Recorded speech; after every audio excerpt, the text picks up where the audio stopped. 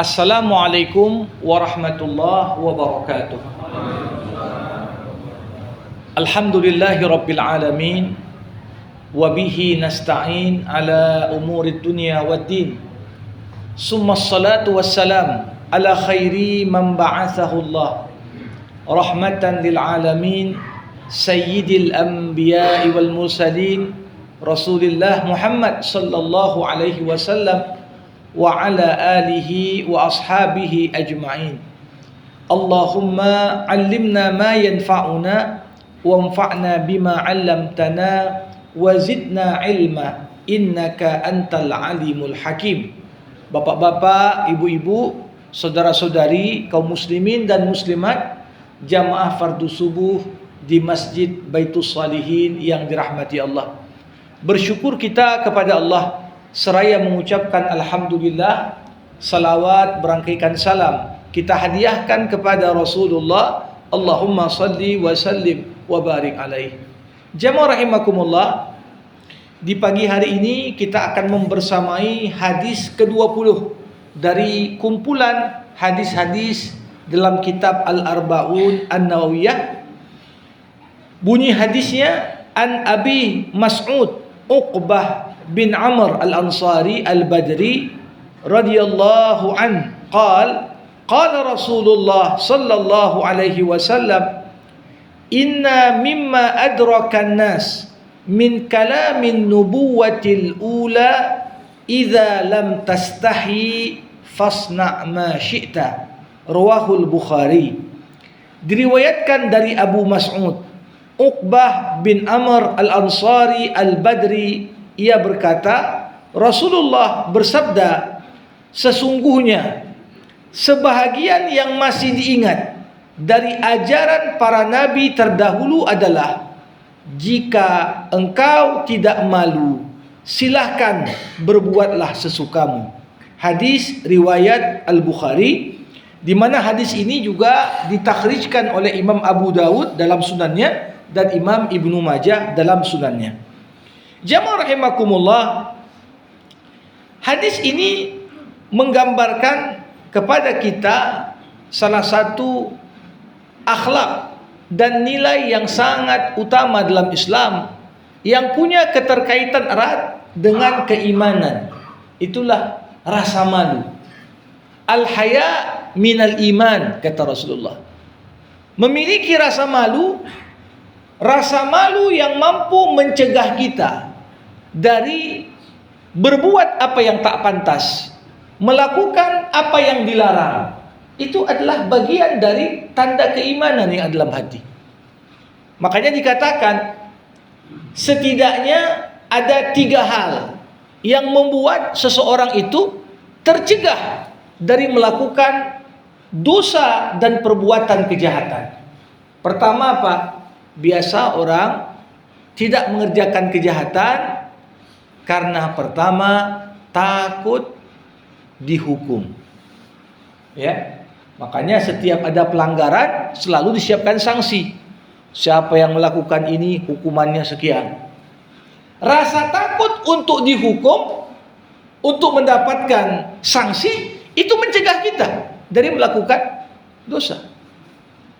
Tapi kadang-kadang seperti yang kita tahu, hukum itu pun ujungnya tidak memberikan keadilan.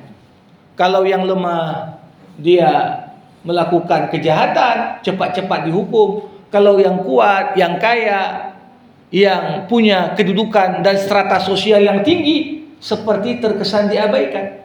Maka dibutuhkan yang kedua, bukan sekedar takut dihukum, tapi takut merasa bersalah. Ini yang lebih tinggi. Karena setiap kali kita melakukan satu perbuatan yang tidak baik, hilang ketenangan dalam hati. Allah Subhanahu wa taala sudah ciptakan manusia, di dalam dirinya ada fitrah. Salah satu konsekuensi fitrah ini apa? Seketika kita berbuat baik, hati kita senang. Kita berbagi dengan sesama, hati kita senang. Kita bantu orang, kita senang. Sebaliknya, ketika kita melakukan sesuatu yang tidak dibenarkan dalam pandangan agama, apa yang terjadi? Hati kita gelisah. Jadi Ketika kita sadar, apapun perbuatan dosa mampu melahirkan ketidaknyamanan dalam diri, kegelisahan dalam pikiran. Ini mencegah kita dari melakukan perbuatan yang dilarang.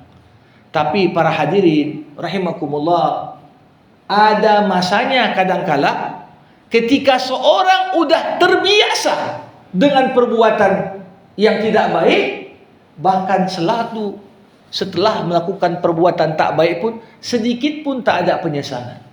Makanya lahir istilah pembunuh berdarah dingin katanya. Membunuh biasa saja karena kerjanya tiap hari seperti itu. Kalau orang sudah melakukan dosa berkali-kali, dalam pandangan agama dianggap hatinya udah berkarat. Tidak ada lagi rasa sensitif.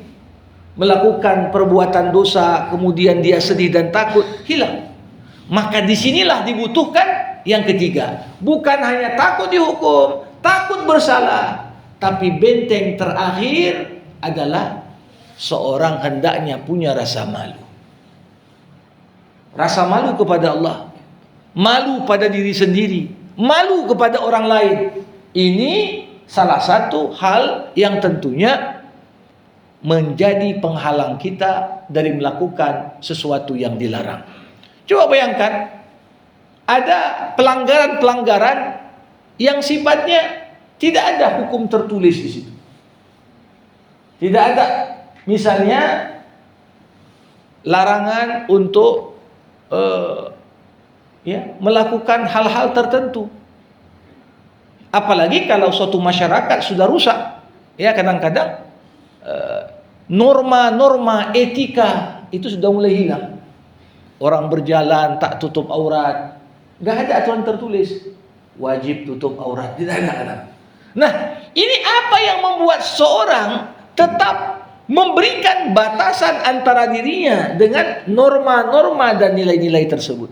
Rasa malu. Kalau orang punya rasa malu, tentunya dia tak mau membalas kebaikan dengan keburukan.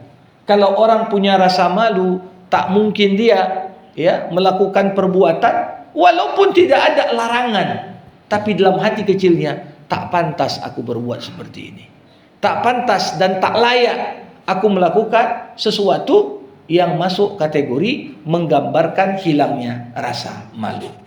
Jamaah rahimakumullah, kalau kita melihat Nabi Muhammad SAW juga pernah mengatakan, al-haya la ya'ti illa bi khair.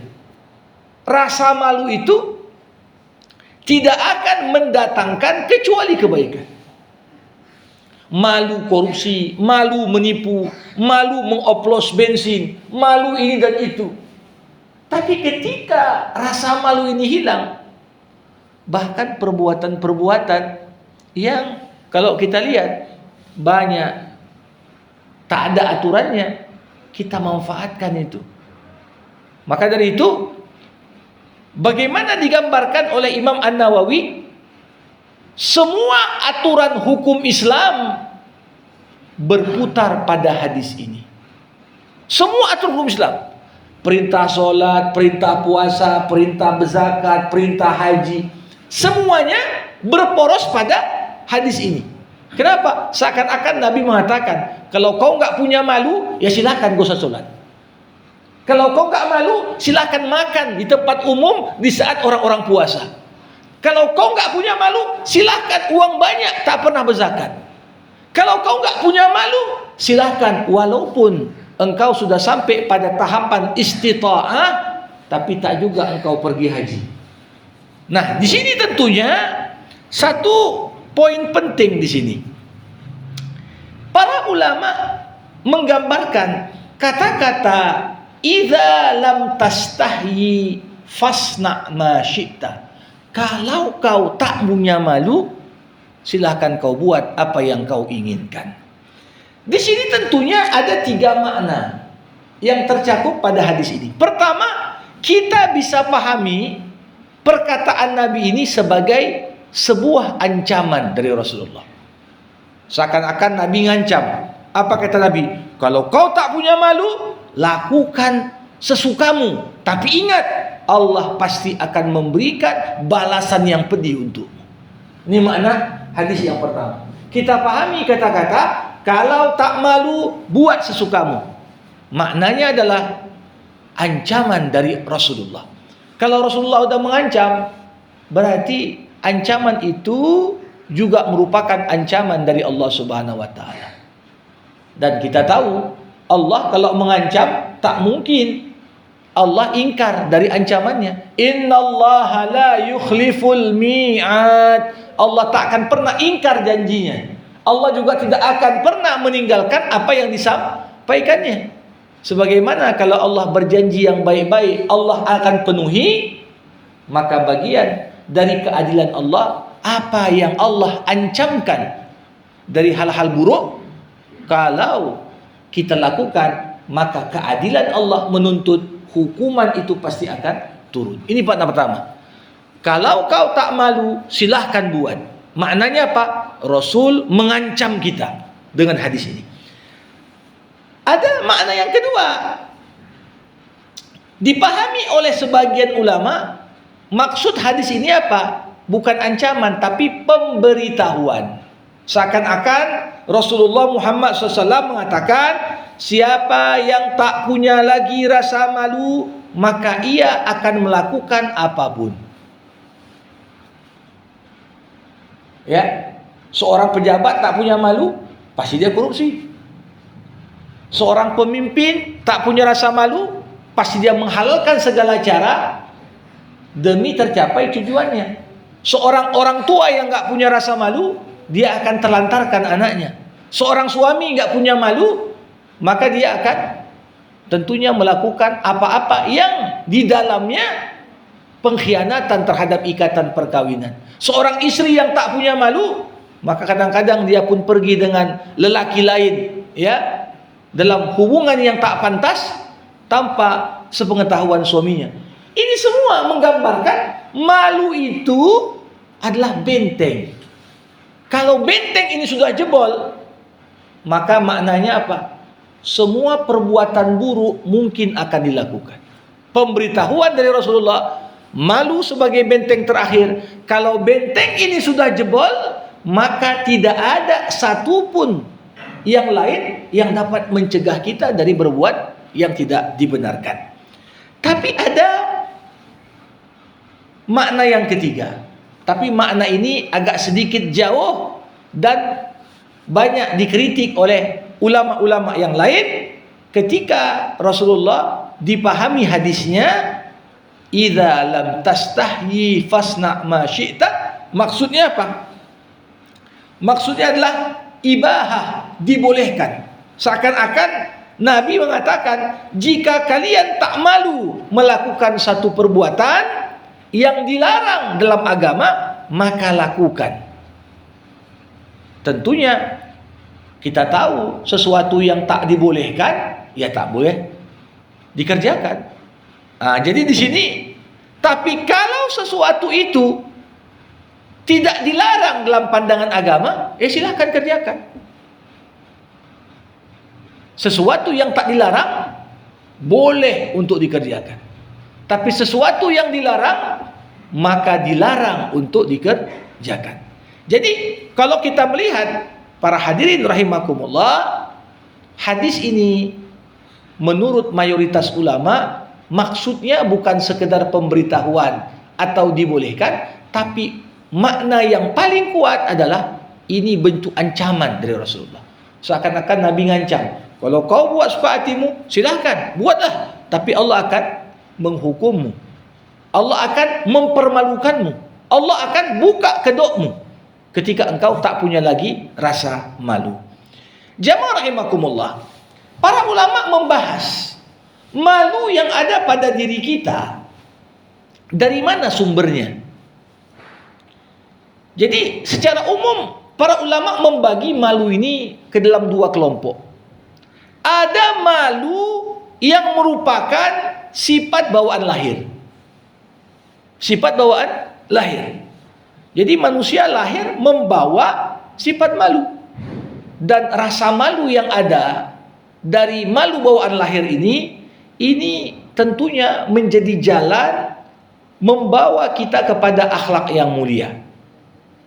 Sampai dikatakan Rasulullah, al-haya syu'batum min syu'abil iman. Malu itu salah satu cabang dari banyak cabang keimanan. Jadi kalau iman itu dianggap pohon, banyak cabangnya, salah satu cabang dari keimanan adalah rasa malu.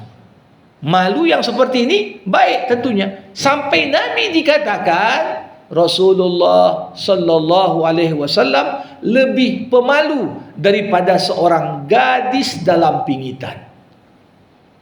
Ya. Di antara sahabat Nabi yang terkenal dengan sifat malunya siapa? Utsman bin Affan. Sampai ketika Rasulullah SAW di rumah, beliau pakai kain sarung. Kain sarung Nabi koyak di bagian paha, nampak sedikit bagian paha Rasulullah. Masuk Abu Bakar, Nabi Muhammad tak bangun dan tidak mengganti kainnya. Berbicaralah Abu Bakar dengan Rasulullah dan nampak sedikit bagian paha Rasulullah ketika itu. Keluarlah Abu Bakar, datang Umar. Umar pun masuk ke kamar Nabi dan Nabi tak mengganti kain sarungnya yang koyak tadi sedikit. Tapi seketika Umar keluar, nampak dari kejauhan Utsman bin Affan datang menuju rumah Rasulullah. Nabi segera masuk untuk mengganti pakaiannya. Ditanya oleh Aisyah istrinya, Rasul, ayahku dan Umar masuk, kau tak ganti pakaianmu. Begitu Utsman mau datang, kenapa kau ganti?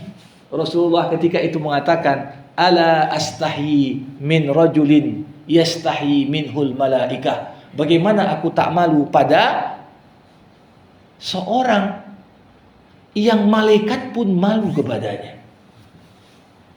Jadi Utsman bin Affan dikenal dengan sifat malu yang membentenginya dari perbuatan yang enggak pantas. Sampai dikatakan malaikat pun malu kepada Utsman. Ini gambaran tingginya akhlak yang digambarkan ya oleh Rasulullah Muhammad SAW. Jadi Umar bin Khattab berkata, siapa yang malu ia akan bersembunyi. Siapa yang bersembunyi maka ia akan berhati-hati. Siapa yang berhati-hati maka ia akan aman dan terjaga. Jadi orang yang memiliki rasa malu, apalagi malu yang sifatnya tadi bawaan lahir, ini penting untuk mencegah kita dari perbuatan yang tidak pantas. Namun jamaah rahimakumullah, ada bentuk kedua dari malu. Apa itu? Malu yang diperoleh lewat usaha. Jadi ada kadar malu itu bagian fitrah. Tapi ada kadar malu yang kita ikhtiarkan, yang kita usahakan. Pengertiannya di sini gimana? Ketika kita kenal sama Allah, mengenal keagungannya, mengenal kebesarannya, merasa dekat dengannya, maka pada akhirnya kita pun mulai malu. Malu suat lamban, malu punya harta tapi enggak disedekahkan, malu diberikan kesehatan tapi tidak digunakan dalam ketaatan. Ini rasa malu yang merupakan buah dari ma'rifatullah. Makanya jamaah rahimakumullah, beda antara kaji fikih dengan kaji tasawuf. Seorang misalnya sholat pakai singlet di rumah, secara fikih ini sudah lengkap syarat. Udah tertutup aurat bagi laki-laki, udah tertutup pusarnya sampai dengan lututnya. Dikatakan sah nggak sholat orang pakai singlet? Sah. Orang tertutup, apa yang wajib ditutup? Tapi kalau dibawa ke ranah rasa malu kepada Allah, jumpa tamu pakai singlet, kira-kira pantas nggak? Enggak. Kalau tamu datang pun kita pakai baju, gimana menghadap Allah hanya pakai pakaian seadanya? Sehingga dikatakan, ya bani Adam, khudhu zinatakum inda kulli masjid. Wahai anak-anak Adam, pakailah pakaianmu yang paling indah ketika kau pergi ke masjid. Kenapa? Ini berangkat dari rasa malu. Masa pergi mall pakai baju baru, pergi ke masjid pakai baju jelek. Ini dia. Walaupun dari sisi fikih ya nggak apa-apa, baju jelek pun asal tutup aurat sah. Tapi tentunya semakin kita mengenal Allah, semakin kita menyelami kebesarannya, maka muncul rasa malu yang mencegah kita dari melakukan perbuatan-perbuatan yang dinilai tidak pantas. Jamaah rahimakumullah, bagaimana bentuk rasa malu yang diusahakan ini? Ada satu hadis Rasulullah Muhammad sallallahu alaihi wasallam dari sahabat Abdullah ibnu Mas'ud radhiyallahu an, Rasulullah SAW mengatakan, istahyu 'ala Allah haqqal haya, malulah kalian kepada Allah dengan sebenar-benar malu. Sahabat bertanya, bagaimana kami malu kepada Allah dengan sebenar-benar malu?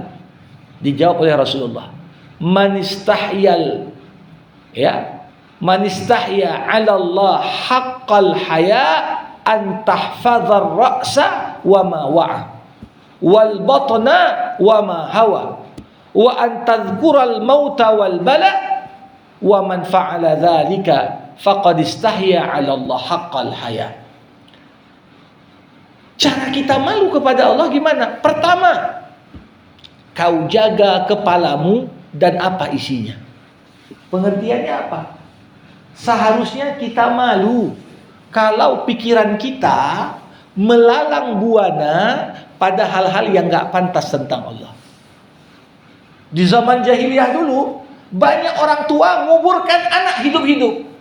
Kenapa kau kubur anakmu? Ya, aku takut tak ada makan dia nanti. Orang yang malu gak mungkin pikirannya berprasangka buruk sama Allah. Ini jangan-jangan Allah mau kerjain saya ini. Jangan-jangan Allah ini gak sayang sama saya. Orang malu gak mungkin pikirannya penuh dengan su'udzan billah, prasangka buruk sama Allah.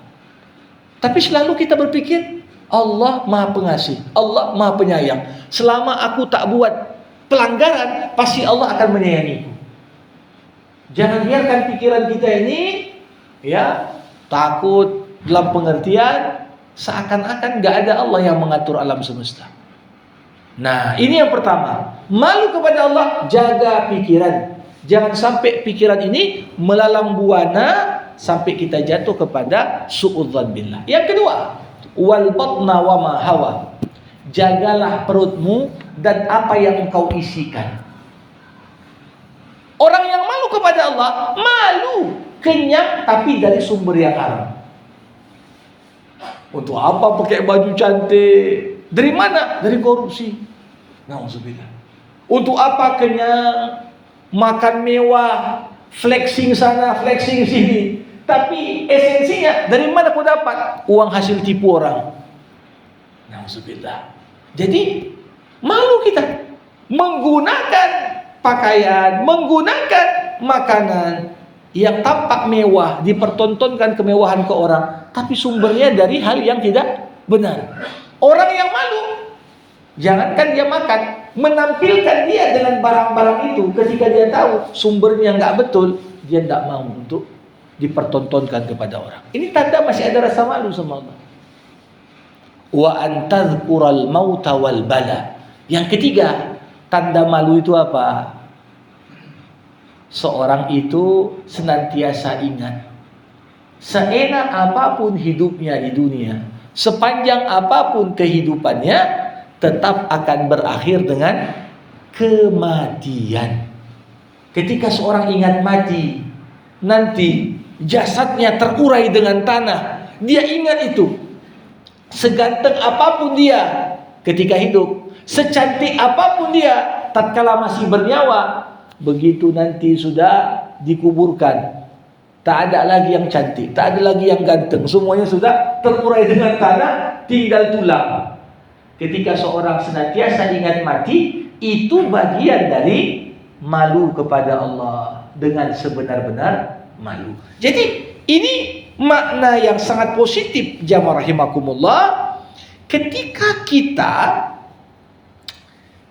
menjadikan malu sebagai benteng mencegah kita berpikiran negatif untuk Allah. Menjadi benteng kita puaskan nafsu dan keinginan lewat cara-cara yang haram. sampai kita lupa akan kematian. Ya. Tentunya kalau kita perhatikan, malu ini kan umumnya positif. Tapi ada nggak malu yang tercela? Nah, ini jadi pembahasan. Kalau tadi digambarkan, malu itu sesuatu yang baik sekali. Tapi jangan salah, ada malu yang masuk dalam kategori akhlak tercela. Malu yang bagaimana? Malu yang tercela adalah malu yang justru berlebih-lebihan membuat seseorang dalam kekacauan dan kebingungan. Jadi dalam hal ini, ya, malu kalau bukan pada tempatnya itu tercela. Di majelis ilmu ada dia tak paham apa yang disampaikan oleh tuan guru. Apalah maksud tuan guru itu? Gak paham dia. Ada satu hal yang mengganjal hati, dia pengen tahu dan pengen diluruskan pemahamannya kalau salah. Tapi karena malu, tak mau dia bertanya. Disimpannya kegalauan itu, disimpannya kegundahan itu, tanpa dia bertanya. Nah, di sini bukan malu yang positif. Ini adalah malu yang tercela. Kenapa? Malu yang positif hanya ketika rasa malu itu mencegah kita berbuat dosa. Tapi kalau malu mencegah kita berbuat baik, malu aku nyumbang. Kenapa? Nanti sebut-sebut pula nama aku. Ada salah ini. Malu aku pergi ke masjid. Kenapa? Nanti begini begitu. Ketika malu justru menghalangi kita dari berbuat kebaikan dan ketaatan, berarti ada yang salah dengan malu itu. Malu bukan pada tempatnya, itu adalah suatu kelemahan. Jamaah rahimakumullah, kalau kita melihat nilai malu ini, nilai yang paling utama dan paling istimewa, harus dijadikan sebagai pakaian ketakwaan bagi kaum wanita secara khusus. Karena nilai seorang wanita dalam pandangan Islam justru berkaitan erat dengan rasa malu. Karenanya kalau kita lihat digambarkan dalam Al-Quran, Nabi Musa alaihi salam ketika jadi buronan di Mesir, dia melarikan diri ke kota Madian. Sampai di kota Madian, terduduklah Musa alaihi salam di bawah sebuah pohon kurma. Dia lihat dari jauh ada orang-orang ngantri ngambil air di sumur. Dari begitu banyak laki-laki, ada 2 orang gadis ikut ngantri. Akhirnya Musa datang memberanikan diri bertanya, "Ma khatbukuma?" Kenapa kalian 2 orang gadis ini kok kumpul sama laki-laki yang banyak? Gak pantas itu, kata Musa. Apa kata 2 gadis itu? Ya, kami terpaksa mengantri untuk memberikan minum hewan ternak kami, karena ayah kami dah tua, tak sanggup lagi ngantri, gak ada yang bekerja di rumah. Ya terpaksa kami, walaupun malu, kumpul-kumpul dengan laki-laki, tapi kami terpaksa. Akhirnya Musa berkata, kalau begitu kalian duduk, aku yang ngantri. Akhirnya Musa yang mengantri, mewakili 2 gadis tadi, mengambil air, diberikanlah minum kedua hewan ternak. Lantas Musa pun pergi. Sepulang dari tempat mengantri tadi, 2 gadis tadi bicara sama ayahnya. Tadi kami dibantu oleh anak muda, gini. Diceritakan. Lantas ayahnya berkata, kalau begitu undang anak muda itu datang ke rumah kita. Nah, di sini Al-Quran menggambarkan akhlak terpuji dari kedua gadis anak orang soleh tadi. Faja'at ihdahuma tamshi ala istihya.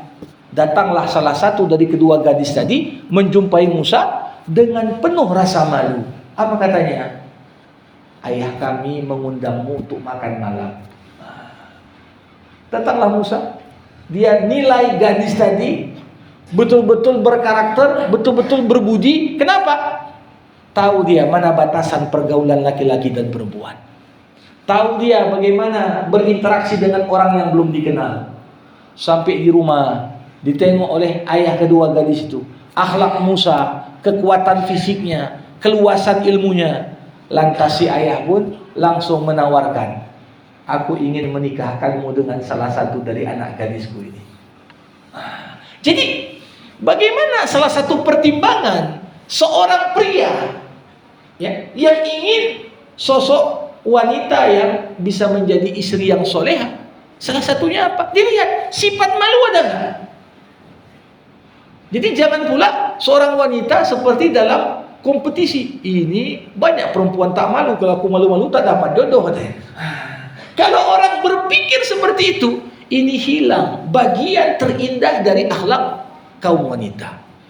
Nah, ini yang perlu untuk kita sampaikan kepada anak kita, kepada ya orang-orang yang menjadi tanggung jawab kita, bahwasanya apa? Kalau seorang wanita tetap dia jaga nilai akhlak malunya, maka itu adalah nilai yang membuat seorang laki-laki paling tertarik bagi seorang wanita. Apa? Karena ada rasa malunya. Itulah yang menjaga dia tetap menjaga kehormatannya. Kalau udah hilang nilai tersebut, apalagi yang bisa diharap? Karena dikatakan sifat wanita soleha, kalau kau tidak bersamanya, dia jaga kehormatanmu dan kemaluannya. Jadi kalau nggak ada lagi rasa malu, tentunya ini akan menjadi sesuatu yang buruk sekali. Nah, apa lawan dari kata malu? Lawan dari kata malu, tak tahu malu, begitu ya. Tak tahu malu ini bukan lagi akhlak terpuji, tapi akhlak tercela. Ya, tak tahu malu. Makanya kalau kita lihat orang yang tak tahu malu, ini tertutup pintu ampunan Allah untuk mereka. Coba bayangkan Bapak Ibu, siapalah dari kita yang lepas dari dosa? Semua dari kita, banyak sedikit, ada atau tak ada, pasti pernah buat dosa. Ya.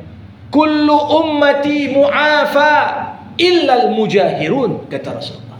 Semua umatku yang buat salah, selama dia beristighfar, selama dia minta ampun, masih mungkin dimaafkan.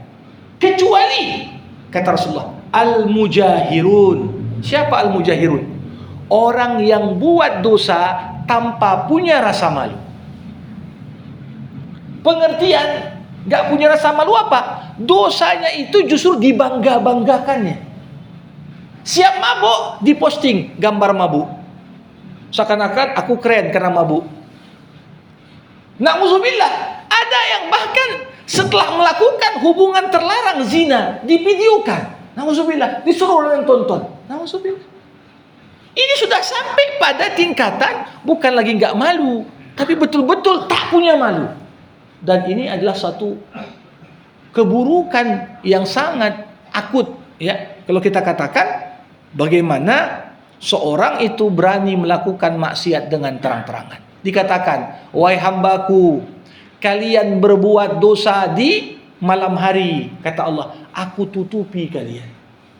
Kalian berbuat dosa di pagi hari, aku tutup dosa kalian. Tapi di antara mereka yang tak punya lagi rasa malu, Allah sudah tutup dosanya di malam hari, di pagi harinya malah dipostingnya. Sudah dia buat dosa di pagi hari, malam harinya justru dipostingnya, aku buat gini di pagi hari. Maka yang namanya berbuat dosa, kalau dilandasi oleh kebanggaan dan tak punya rasa malu ketika berdosa, itu adalah bagian yang paling buruk. Maka dari itu, bagian yang paling terakhir dari pembahasan kita hari ini, salah satu tujuan pendidikan karakter, melahirkan dan menguatkan akhlak malu pada anak-anak kita. Ya, kalau kita lihat apa yang dibuat di negeri-negeri non-muslim, di Jepang, pendidikan dasar ditanamkan malu kalau kau motong antrian, malu kalau kau buang sampah sembarangan, malu kalau kau nyontek. Tapi yang terjadi di kita, justru kita lupakan malu yang jadi salah satu tujuan pendidikan nasional, membentuk manusia bertakwa. Salah satu dasar ketakwaan, malu. Malah kadang-kadang kalau ngopek di UN, ya, dibanggakan. Wah, aku dapat nilai tinggi walaupun dengan cara curang. Apa yang diharapkan dari orang nilai tinggi tapi tak punya rasa malu? Begitu dapat jabatan, gak malu dia mengoplos pertama, ya, dari Pertalite. Ini kan kalau tak punya rasa malu. Begitu juga malu motong ngantri, malu buang sampah, malu ini dan itu. Bahkan kalau kita lihat, ini cukup miris. Negeri-negeri penduduknya non-muslim, begitu ketahuan gagal dia dalam sebuah tugas, di Jepang, di Korea, langsung dengan penuh malu mundurkan diri. Di sini didesak mundur pun tak mundur-mundur. Maknanya apa? Nggak punya rasa malu. Dan itu sesuatu yang sangat buruk sekali. Nah, ini yang perlu untuk kita benahi. Ramadan sebenarnya momentum kita dilatih untuk lebih punya rasa malu. Malu kalau nggak puasa, malu kalau tak tarawih, malu kalau tak pernah khatam Quran, malu untuk ini dan itu. Jadi ini mendorong kita dapat berfastabiqul khairat sehingga selesai Ramadan makin kuat nilai ketakwaan kita. Ini yang dapat saya sampaikan. Ya, di kesempatan berbahagia ini kita buka sesi diskusi dan tanya jawab sebelum nantinya kita tutup dengan doa. Kepada jamaah rahimakumullah yang mau bertanya, berkomentar, dipersilakan. Silakan. Waalaikumsalam warahmatullahi wabarakatuh.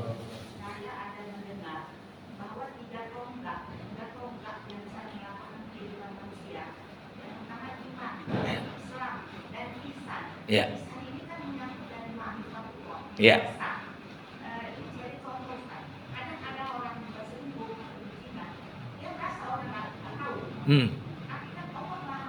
Betul. Malu dia. Ya, betul.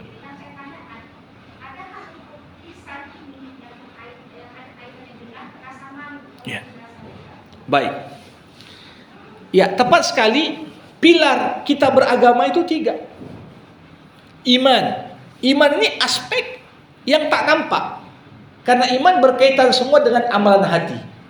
Yakin Allah ada, yakin ada malaikat, yakin ada nabi dan rasul, yakin ada kitab suci, yakin ada hari kiamat nanti, hari pembalasan semua amal kita. Yakin semua yang terjadi semua diatur oleh Allah. Itulah qada dan qadar.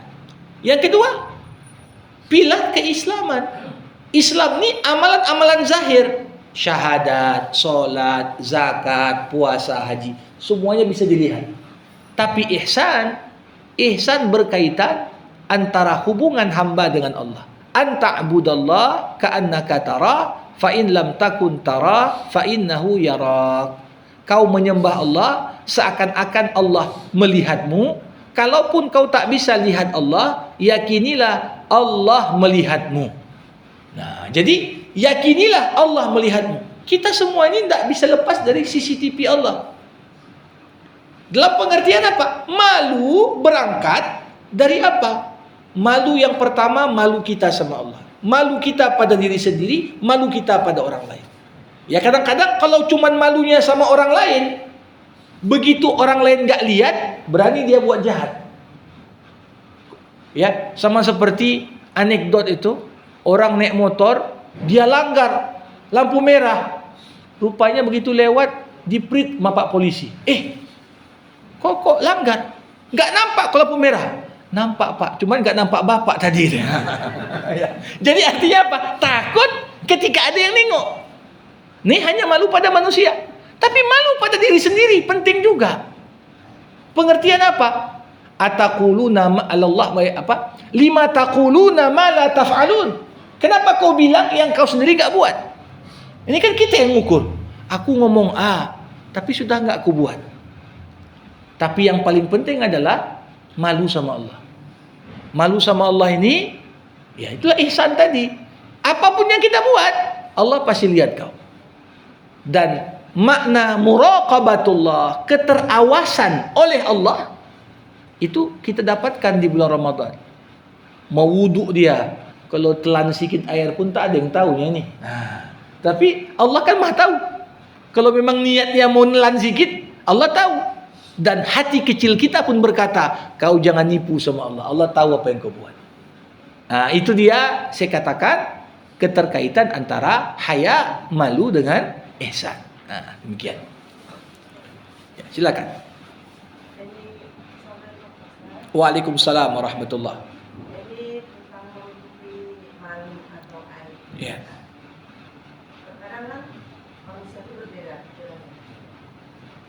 Supaya kita itu tercela, supaya dipermalukan. Itu Ya. bagaimana? Dipermalukan dengan orang lain. Karena kita menutupi lemah tadi. Ya, Tapi dipermalukan. ya. Itu bagaimana? Baik. Terima kasih. Jamaah rahimakumullah. Nabi Muhammad pernah berkata, tuba liman syaghalahu aibuhu an uyubin nas. Berbahagialah orang yang disibukkan nutup aibnya sehingga enggak sempat mempermalukan orang dengan membuka aib orang lain. Siapa dari kita yang enggak punya aib? Ada. Yang nampak hebat itu masih nampak hebat karena Allah masih tutup aibnya. Makanya di antara nama Allah dalam Asmaul Husna As-Sattar, yang maha menutup. Seketika Allah buka saja kekurangan kita, nggak ada lagi yang nampak hebat dari kita. Karena semua dari kita selalu punya ada kekurangan yang kita tutupi. Nah, dalam Islam mempermalukan orang itu salah satu perbuatan yang tercela. Bahkan menasehati tidak sama dengan mempermalukan. Ada orang salah, gimana menasihatinya? Nasihati 24 mata. Sampaikan saat orang lain tak tahu, kau jangan buat begini, nggak betul itu. Tapi kalau sudah dengan cara baik-baik tak berubah juga. Kalau dia buat kejahatan terang-terangan, maka kita pun boleh kritik dia terang-terangan. Ya. Kalau dia tunjukkan ketidakmaluan dia terang-terangan, ya kita pun boleh juga kritik terang-terangan. Tapi selama dia buat dosa, masih dia tutup dosa itu, maka menasihatinya pun harus dengan cara tertutup, jangan dipermalukan. Idhab ila fir'auna innahu tagha faqula lahu qawlan layyina la'allahu yatadhakkar aw yakhsha. Musa, Harun, pergi jumpai Fir'aun. Sesungguhnya dia sudah melewati batas, kata Allah. Dan katakanlah kepada Fir'aun dengan kata-kata yang lemah lembut, mudah-mudahan dengan kata-kata yang tak mempermalukan itu, dia jadi sadar dan takut kepada Allah. Tapi kalau kita permalukan orang, yang betul pun kita sampaikan, orang gak akan terima. Karena itu soal harga diri. Kita tahu setiap orang bagian dari kebutuhan tertingginya setelah terpenuhi makan, minum, kebutuhan seksual, apa yang paling penting? Aktualisasi diri. Ingin dihargai, ingin dicintai, ingin dijaga marwahnya. Maka kita pun tak boleh ya mempermalukan orang. Kenapa? Betul pun yang kita sampaikan, gak akan mau dia terima. Karena sudah menyangkut harga dirinya dipermalukan. Demikian. Ini kan Pak Ustaz, maksudnya permalukan itu masalah, bukan masalah perbuatan, masalah ekonomi. Misalnya, seperti baru-baru viral ini kan, seorang janda membawa anaknya undangan 3 orang, terus dengan menyumbang 5.000, terus diviralkan, kan itu permalukan. Ya, yang seperti ini tentunya masuk dalam kelompok ya ayyuhalladzina amanu la yaskhar qaumun min qaumin asa ayyakunu khairam minhum wala nisa'un min nisa'in asa ayyakunna khairam minhun. Janganlah sekelompok orang mengolok-olok, mempermalukan sekelompok yang lain. Boleh jadi yang dipermalukan itu lebih baik daripada yang mengolok. Janganlah sekelompok wanita memperolok dan mempermalukan sekelompok wanita yang lain. Boleh jadi yang diperolok itu, yang dilecehkan itu, yang dipermalukan itu lebih baik daripada yang mempermalukan. Jadi yang jelas Allah itu tidak tidur. Inna rabbaka labil mirsad. Allah selalu mengawasi perbuatanmu. Dan yang perlu untuk kita ingat, al jaza min jinsil amal. balasan dari Allah sesuai dengan perbuatan yang kita buat. Kita permalukan orang, ingat suatu saat kita dipermalukan orang lain. Itu dia. Kita emang nggak katakan ini karma. Karma itu bukan konsep Islam, konsep Hindu. Tapi dalam Islam ada prinsip keadilan Allah. Sebagaimana kau buat untuk orang, begitu juga orang akan perbuat untuk. Nah, itu yakinlah. Nah, apalagi udah diejek, dipiralkan lagi, nanti akan datang suatu saat yang mempiralkan itulah yang akan dipiralkan balik dia dengan perbuatan buruknya. Nah, demikian. Iya, silakan. Di dalam Al-Quran surah Al-Imran ada dijelaskan tentang ayat muhkamat dan ayat Mutasyabihat. Jadi artinya ada ayat yang jelas maknanya dan ada ayat yang tidak jelas maknanya. Kemudian di dalam Al-Quran juga dijelaskan bahwa ayat itu ada dijelaskan kita tahu ayat itu turun di Makkah atau di Madinah. Artinya mana ayat yang dari belakang turun, kalau ayat itu bersamaan maknanya mungkin kita mengambil dari ayat yang tadi turun. Di dalam penjelasan ini yang ada. Kemudian di dalam penjelasan tentang hapuskan dan menghapus, tentang ada penjelasan ayat Nasikh mansuh maksudnya. dan maksud itu ada dijelaskan ada 4. Al-Quran menghapus Al-Quran, Al-Quran menghapus hadis, hadis menghapus Al-Quran, hadis menghapus hadis. Yang ini menjadi pertanyaan saya, Ustaz. Apakah di dalam penjelasan hadis ini yang selama ini kan kita tahu kalau kita mau mengambil satu kesimpulan dari hadis itu adalah dari riwayat Bukhari dan Muslim. Jadi apakah kita kalau melihat dalam hadis itu apabila kita melakukan satu kesimpulan itu kita harus melihat dari di mana turun atau ayatnya ada jelas atau tidak jelas gitu. Ya. Baik. Para hadirin rahimakumullah, jadi bab pembahasan tentang muhkam dan mutasyabih ini bab yang cukup luas dalam kajian ilmu Al-Quran. Muhkam, ayat-ayat, siapapun yang membaca, saking jelasnya, kita tidak akan berbeda pemahaman. Ya, karena memang disampaikan dengan redaksi dan bahasa yang cukup gamblang. Qul huwallahu ahad. Katakan Allah itu Esa. Apa mungkin kita berselisih lagi tentang ayat ini? Enggak.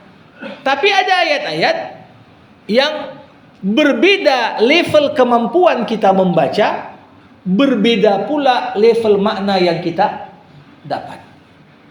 Sehingga ayat Al-Quran itu kalau mau dipahami dengan baik, kembalikan mutasyabihat kepada yang muhkam. Gak bisa satu ayat ya ujuk-ujuk kita pahami. Ayat ini harus dikaitkan dengan ayat lain yang membahas topik semisal. Ya, baru bisa kita dapat pemahaman yang komprehensif tentang ayat itu.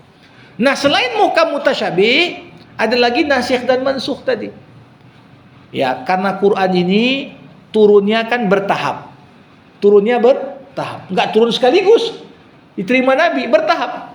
Ada ayat-ayat yang datang belakangan membatalkan ayat yang datang duluan.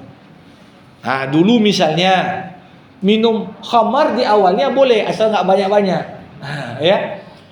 Boleh minum khamar selama ya tidak dekat waktu sholat. La taqrabus shalah wa antum sukara. Jangan kau dekati salat sedangkan kau masih dalam efek mabuk. Tapi ayat ini jangan dipahami, oh masih boleh, yang penting minum khamar ini, yang penting nggak dekat waktu sholat. Nah, ada ayat berikutnya turun. Ya, apa kata Allah? Innamal khamru wal maisiru wal ansabu wal azlamu rijsun min amali syaitan fajtanibu. Minum-minuman keras, judi, ya, mengundi dengan panah, itu semua perbuatan syaitan. Tinggalkan, kata Allah. Berarti ini sudah membatalkan ayat sebelumnya dari sisi hukum. Ada juga hadis membatalkan hadis. Ada ayat membatalkan hadis. Ada hadis membatalkan ayat. Cuma tentunya kalau bercerita tentang hadis membatalkan ayat, atau hadis membatalkan hadis, harus dilihat hadis itu tidak berada pada level yang sama. Kalau Quran semuanya qat'i, semua diriwayatkan, gak mungkin ada penipuan di situ. Hadis enggak, ada hadis palsu, ada hadis dhaif. Gak mungkin hadis yang lemah membatalkan hadis yang kuat, gak boleh. Gak mungkin hadis ahad membatalkan hadis mutawatir, gak boleh. Harus levelnya itu sama-sama kuat. Begitu juga ayat yang hadis yang membatalkan ayat ini harus hadis yang mutawatir biar seimbang levelnya. Nah, kalau tidak, misalnya hadis derajatnya tidak qat'i, menghapus ayat, ini menimbulkan kekacauan. Nah, untuk itu nggak mesti harus yang bisa menasih atau mansuh harus Bukhari dan Muslim. Yang jelas hadis yang sahih hanya bisa dibatalkan oleh hadis sahih lainnya. Selama kita bisa memastikan hadis sahih yang membatalkan itu memang diucapkan Nabi belakangan. Contoh, Nabi pernah mengatakan dalam hadis aftarul hajim wal mahjum, batal puasa orang yang berbekam dan yang dibekam. Ini hadis Nabi sahih. Tapi kemudian ditemukan hadis lainnya. Bunyinya apa? Rasulullah SAW berbekam dan beliau dalam kondisi puasa. Jadi ini kan nampak pertentangan. Satu mengatakan batal, satu lagi Nabi sendiri bekam. Gimana dipahami? Para ulama kemudian mengharmonikan dua hadis ini. Artinya apa? Kalau bekam orang tak kuat karena disedot darah banyak, bisa membuat dia lemas, bisa batal puasa. Tapi kalau dia dalam kondisi fisiknya kuat, disedot pun masih tahan dia. Seperti hadis Rasulullah tadi, Nabi Muhammad berbekam sedangkan beliau dalam kondisi berpuasa. Sehingga dipakai. Jadi untuk bisa satu hadis membatalkan hadis yang lain atau membatalkan hukumnya, memansuhkannya, dilihat hadis pembatal harus turun belakangan. Yang kedua, derajatnya sama kuat atau lebih tinggi dari hadis yang dibatalkan, baru bisa. Demikian. Baik Bapak Ibu, jamaah yang dirahmati Allah, kita padakan untuk jumpa kita di pagi hari ini, sama kita tutup dengan doa. Alhamdulillahirabbil alamin, hamdan yuwafi ni'amah wa yukafi'u mazidah. Ya Rabbana lakal hamdu kama yanbaghi li jalali wajhikal karim wa li azimi sultanik. Allahumma salli ala Sayyidina Muhammad wa ashghilidh dhalimin bidh-dhalimin wa akhrijna min bainihim salimin. Allahumma 'allimna ma yanfa'una wanfa'na bima 'allamtana wa zidna 'ilma innaka antal alimul hakim. Allahumma akhrijna min dhulumatil jahli wal waham ila anwaril ma'rifati wal ilm wa min wuhuli syahawat ila jannatil qurubat. Allahumma ati nufusana taqwaha wa zakkiha anta khairu man zakkaha anta waliyuha wa maulaha. Allahumma ja'alna min utaqaika minan nari ajma'in. Allahumma taqabbal minna salatana wa siyamana wa qiyamana wa sa'ira amalina wa la tu'adzibna yawmal qiyamah innaka la tukhliful mi'ad. Rabbana atina fid dunya hasanah wa fil akhirati hasanah wa qina adzaban nar. Wa sallallahu ala sayyidina Muhammad wa ala alihi wa sahbihi ajma'in walhamdulillahi rabbil alamin. Terima kasih. Assalamualaikum warahmatullahi wabarakatuh.